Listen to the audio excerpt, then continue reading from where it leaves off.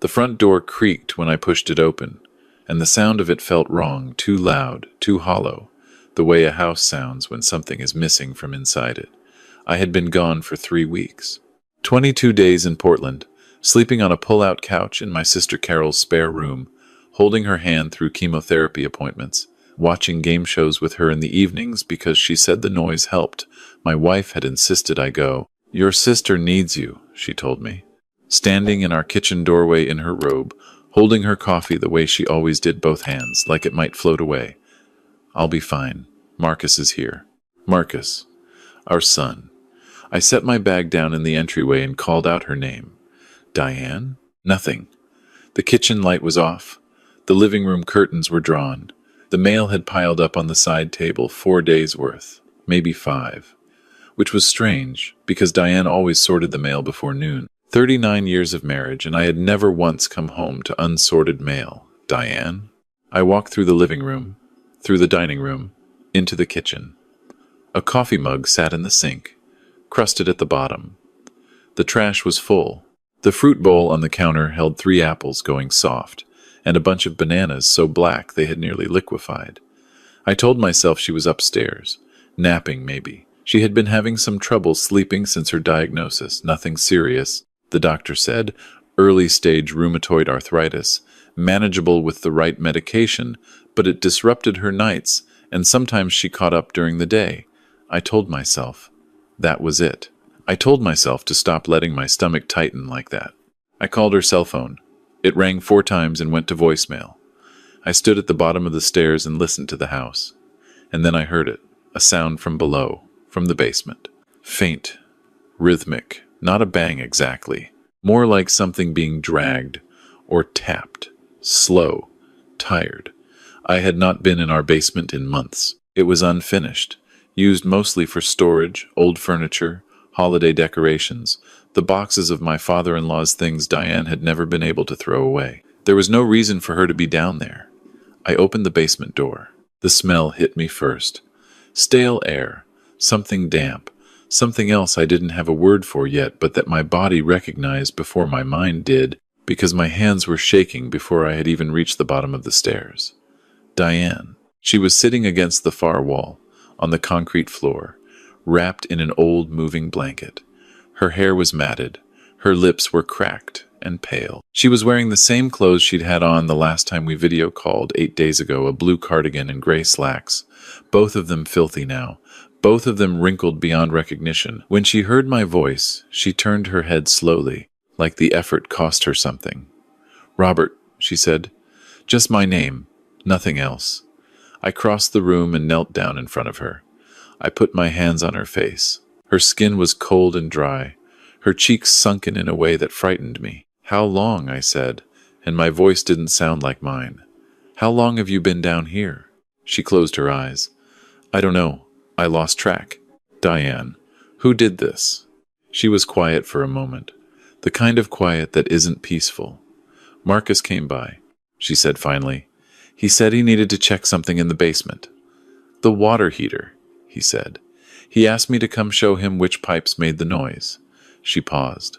I don't remember what happened after that. I just remember waking up and the door was locked. I called 911. I don't remember exactly what I said. I remember giving the address. I remember the dispatcher telling me to stay calm. I remember thinking that was a strange thing to ask of a person in that moment. The paramedics said she was severely dehydrated. They said she had been down there for at least 8 days based on her condition. They said another day or 2, and it might have been a different kind of call. She was 64 years old. She weighed 91 pounds when they got her to the hospital.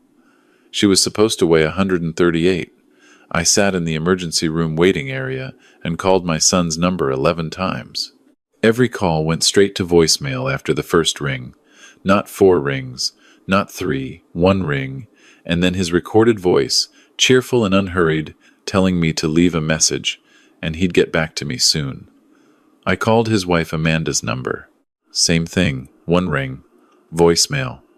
The detective who came to take my statement at the hospital was a woman named Karen Osei.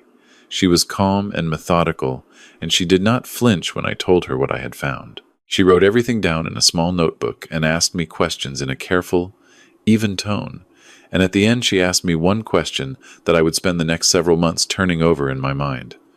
"Mr. Holloway," she said, "are you aware of any financial accounts or legal documents your son may have had access to?" I told her I wasn't sure what she meant. She told me they'd be in touch. My wife spent 11 days in the hospital. Rehydration, nutritional support, treatment for 2 pressure sores on her back from sitting on concrete for so long. Her rheumatoid arthritis had flared badly from the cold, and the immobility her hands were swollen, and her knees had stiffened in a way the doctors said could take months of physical therapy to address and might never fully resolve. I slept in the chair beside her bed. I brought her the peppermint tea she liked. I held her hand and watched television with her in the evenings, and I did not tell her what I was learning, piece by piece, from Detective Osei. What I was learning was this. 6 weeks before I left for Portland, Marcus had come to visit us for dinner. It had been a pleasant evening. His wife Amanda brought a bottle of wine and a fruit tart from the bakery Diane liked, and we had sat around the dining room table for 3 hours, eating and laughing and talking about nothing important. Marcus had mentioned some paperwork at the end of the night, something about updating our estate documents, said he had a friend who was a paralegal and could help us get our affairs in order now that we were getting older. Diane and I had been meaning to do it for years. We said yes, of course. Let's set something up. What we signed that night was not what we thought we were signing. Buried in the documents, and I mean buried, pages 12 and 14 of a 16-page packet, in language dense enough that I would have needed a lawyer to parse it on a good day, was a durable power of attorney, granting Marcus full legal authority over both of our financial accounts.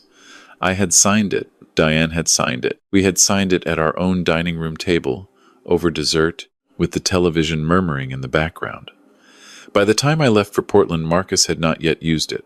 By the time I came home, he had used it to empty our joint savings account, $88,000, accumulated over 30 years of careful living, small vacations, secondhand furniture, store-brand groceries transferred in 3 installments to an account in Amanda's maiden name that Detective Osei traced to a bank in Florida.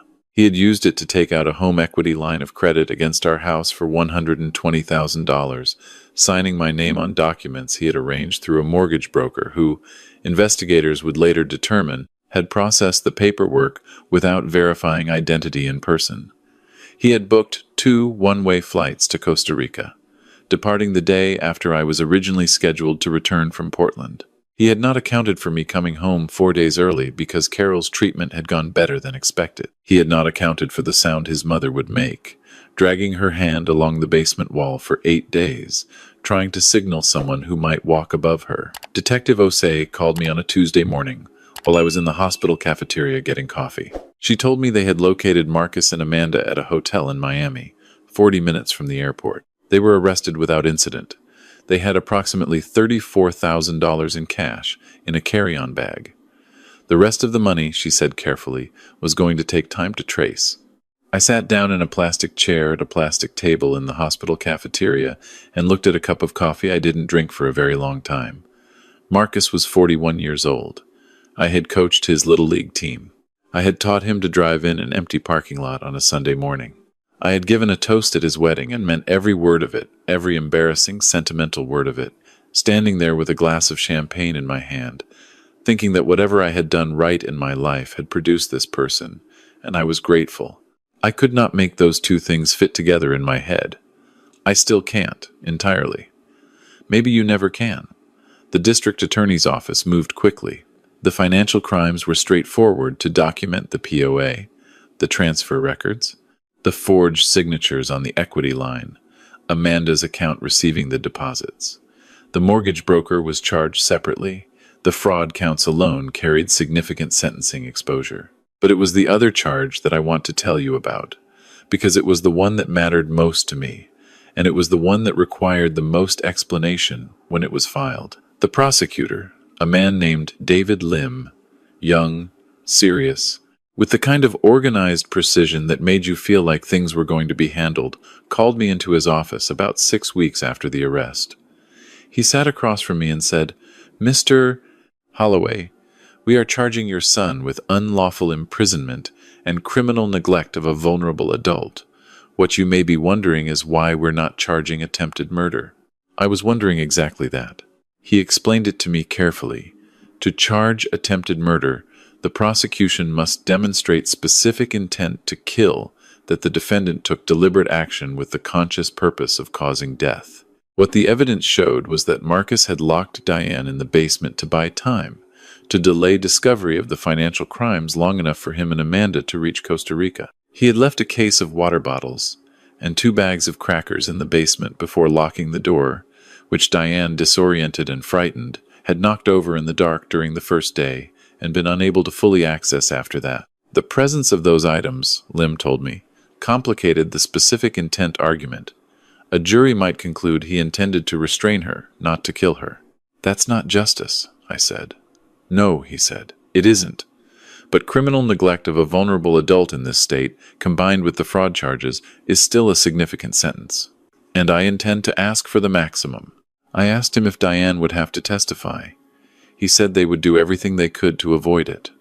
The trial lasted 9 days. I sat in the courtroom every day except the day they played the 911 recording, because I had heard my own voice on it at home once by accident, and I didn't trust myself to be in a public room when it played again. The defense argued that Marcus had not fully understood the severity of what he was doing, that he had panicked, that he had made a terrible decision in the grip of financial stress and desperation, that there was no intent to cause lasting harm. His attorney was good. I'll give her that. She was skilled and thorough, and she made arguments that were technically coherent. The jury deliberated for 2 days. They came back with guilty verdicts on all counts. The financial fraud charges: wire fraud, elder financial abuse, forgery, misuse of power of attorney, combined with the unlawful imprisonment and criminal neglect conviction, resulted in Marcus being sentenced to 14 years. Amanda, whose role was primarily in receiving and moving the money, was convicted on the fraud charges and sentenced to 7 years. The judge, before pronouncing sentence, looked at Marcus and said something I wrote down afterward so I would remember it exactly. She said, "You exploited the trust of 2 people who loved you. You stripped them of their financial security. And you left your mother, a woman in her 60s with a pre-existing medical condition, alone in a dark basement for 8 days. Whatever difficulties led you to this choice, the choice itself was a profound moral failure, and this court's sentence reflects that." Marcus did not look at me when he was let out. I had been looking at him the whole time, waiting to see if he would. He didn't. Now, I want to address something that I know some of you are thinking, because I've seen the comments on other stories like this one, and I know the questions that come up. And I think you deserve honest answers, because that's the only reason I'm telling this at all. The house. The equity line of credit that Marcus took out against our home, the $120,000, was processed using forged documents and a fraudulent identity verification. Our attorney filed suit against the mortgage company for failure to exercise due diligence in verifying the borrower's identity. 18 months after the trial, the court ruled that the loan was void and unenforceable. The lien was removed from the property. We did not have to pay it back. The $88,000 from savings was more complicated. Of the $34,000 recovered in the hotel room, most of it was returned to us eventually, minus legal fees and administrative costs that I won't bore you with. The remainder, roughly $54,000, was gone. Spent, moved, dissipated, through accounts we could no longer trace to recoverable assets.